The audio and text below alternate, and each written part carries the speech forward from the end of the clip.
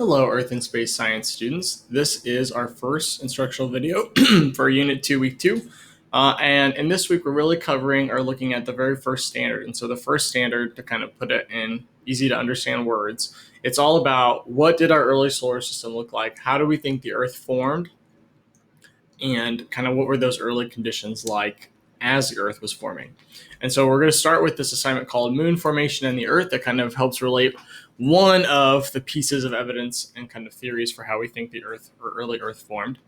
And so that's kind of what we're learning about today. And then your success criteria for this assignment is you're going to be trying to use what evidence do we have from the moon that kind of helps explain early Earth, because a lot of that standard is basically given these two ideas that we'll talk about in our notes about how early Earth formed, what evidence we have today that supports that. Anyway, so you're going to be learning about some evidence from the moon that helps explain early Earth, as well as one of the major theories, the giant impact theory, and how that influenced Earth, or how that influences Earth in our idea of how it formed. If you look at our lesson plan here, it's just a video and some notes. I got to put the name of the notes there. I'm going to pause and do that right now because I forgot. Whoops.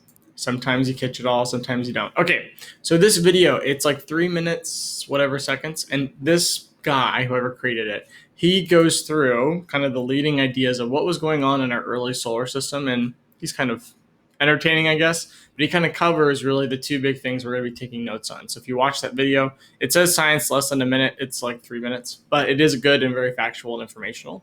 And then your notes, I published this, are going to be on kind of two major pieces about how Earth formed.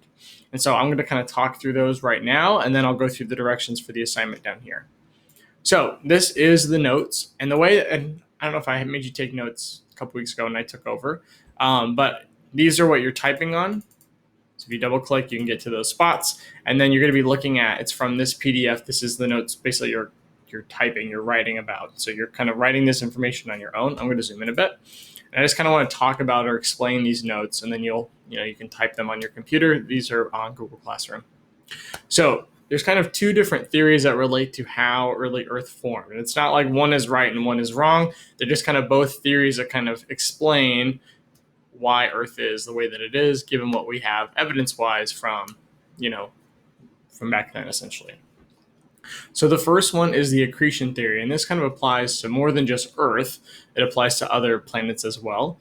And really, it's just that Earth formed in a nebula, so that kind of cloud of gas and dust that was our solar system back then. And then because of gravity, that dust material started to combine to a ball that became our rocky planet.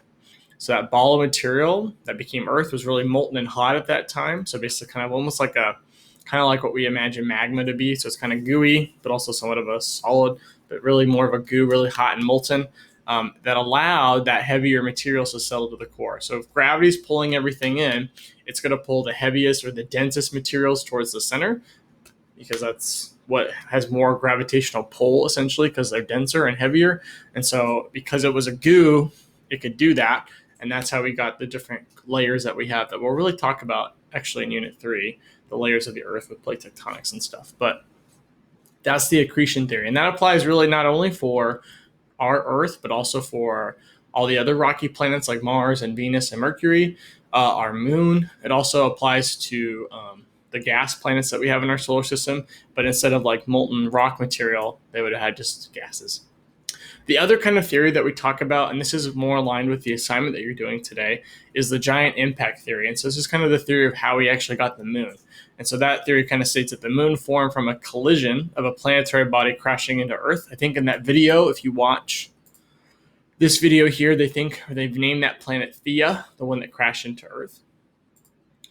And then the moon was created basically from bits of that body, that planetary body, as well as bits of what was Earth, and then got caught in our orbit, and that became our moon. Now, here's some things for why the Earth looks different from the moon, because we've seen pictures of the moon before from different space missions, right? And you all live on Earth. So both the Earth and the moon have been hit by meteorites and comets back in the kind of Wild West days of our solar system. Both of them have been hit by that, and you can see those really clearly on the moon, those different craters. The reason Earth doesn't have as many of those obvious craters from these things is because of our weathering and erosion. So because we have an atmosphere, because there's a water cycle going on here among some other things, right, and wind and all that kind of stuff, A lot of those different craters have kind of been worn down over time, along with just the impact humans have had to the surface. And that has to do with this weathering and erosion that we have that the moon just doesn't have, because they don't have, liquid water or an atmosphere, things like that. And so that's caused our surface to change along with our plate tectonics, while the moon doesn't really have any of that. So it's just kind of stayed almost like frozen in time, more or less, which is good for us because then we can use it to study how Earth formed. So that's kind of the summation of your notes. I will explain how to do the assignment here, and have a great rest of your day. Bye-bye.